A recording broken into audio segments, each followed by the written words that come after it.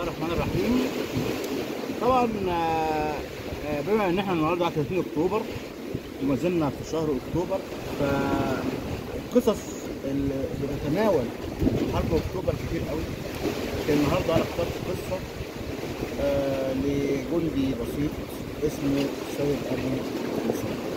سيد ابو قمصان كان جندي في فرقه 16 مشاة، وكان من ضمن الجنود اللي المفروض يعبروا يوم 6 اكتوبر الساعه 2 الظهر، وهو كان احد الجنود المسؤولين عن مدفع المدافع اسمه بي 10 الميدان او بي 10 ميدان مدفعيه ضد الدبابات يعني.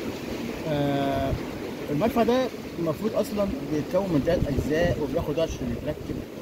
طبعا مفيش وقت الكلام ده بعد العبور، لان الدبابات الناحيه الثانيه في نفس الوقت الدبابات المصريه هتعدي لسه بعدها ب 7 ساعات من زمان المعابر.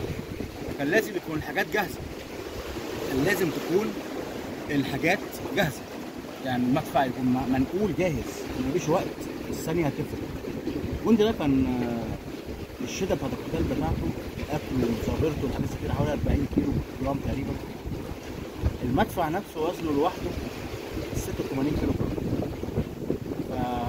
فاتدرب على الموضوع ده ان هو يشيل المدفع على الظهر، وشال المدفع 600 كيلو جرام مع شده اللي هي 40 كيلو، يعني 126 كيلو جرام شايلهم على ظهره، ومدفع كامل طويل، وطلع بيهم ساتر ترابي مايل 50 درجه وبيغرز برجليه.